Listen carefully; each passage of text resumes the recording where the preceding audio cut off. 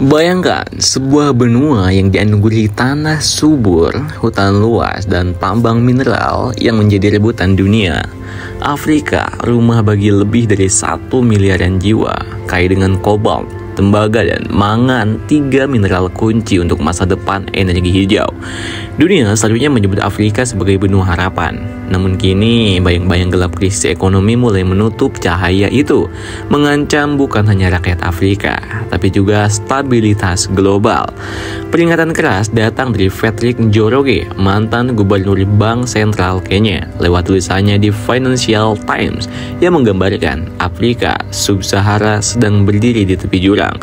Beban utang yang kian berat, turunnya aliran bantuan dan investasi, ketidakpastian perdagangan, hingga instabilitas politik, semua bersatu membentuk badai yang bisa meledak kapan saja. Dan yang lebih mengkhawatirkan, jika badai ini pecah, dampaknya tidak akan berhenti di Afrika, tapi menyebar ke seluruh dunia. Lalu, apa yang sebenarnya sedang terjadi?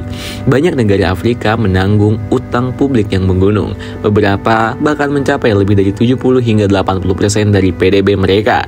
Dengan suku bunga global yang tinggi, cicilan utang semakin mencekik, pemerintah dipaksa memilih apakah membayar bunga utang atau menyalurkan dana untuk kesehatan, pendidikan, dan pangan rakyat.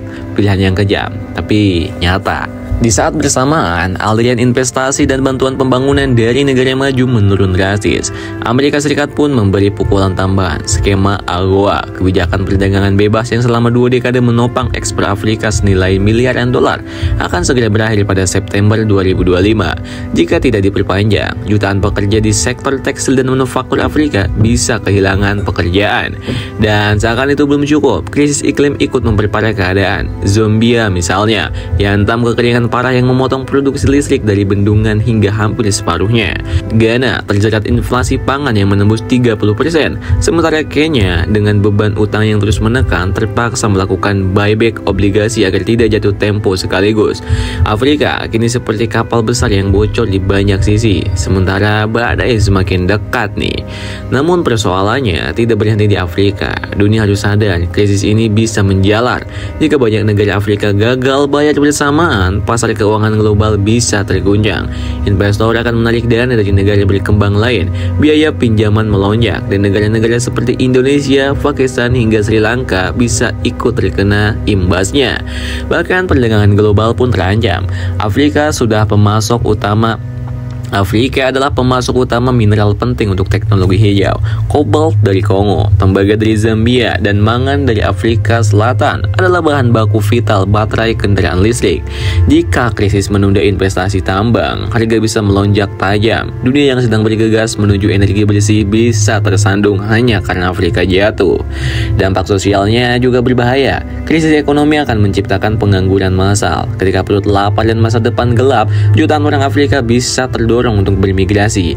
Tujuannya jelas, Eropa. Dan kita tahu, arus migrasi dalam skala besar seringkali berujung pada ketegangan politik yang mengguncang Uni Eropa.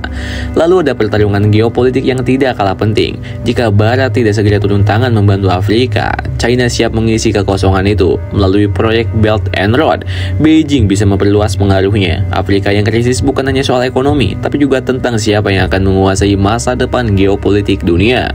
Pertanyaannya adalah, apa dunia hanya akan menonton benua ini jatuh perlahan, atau justru bersiap menghadapi badai sebelum terlambat?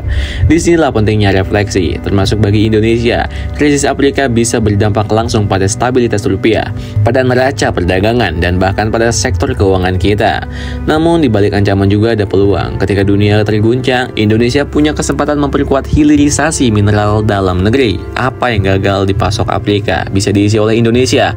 Apa yang terhambat di sana bisa jadi pintu bagi kita untuk memperluas posisi strategis dalam rantai pasok global. Tapi ya, semua itu hanya mungkin jika langkah kita cepat, tegas, dan terukur. Indonesia harus memperkuat cadangan devisa, menjaga stabilitas sektor keuangan, dan mencari pasar alternatif sejak sekarang. Lebih jauh lagi, Indonesia harus terlibat aktif dalam diplomasi internasional, mendorong restrukturisasi utang Afrika, sekaligus mengamankan kepentingannya sendiri. Karena krisis di Afrika bukan hanya ujian bagi benua itu, tapi ujian bagi seluruh dunia. Ujian apakah kita bisa belajar dari masa lalu, dari krisis 1998, dari krisis 2008, atau kita kembali mengulang kesalahan yang sama, menunggu sampai badai benar-benar menghantam. Maka pertanyaan yang besar yang tersisa adalah, apakah para pemimpin dunia siap mengambil tindakan cepat, ataukah kita semua hanya menunggu dalam diam sampai badai dari Afrika menjalar meluluh lantahkan ekonomi global dan mengingatkan kita bahwa satu benua yang jatuh bisa menyeret seluruh dunia bersamanya. Gimana menurut kalian nih guys?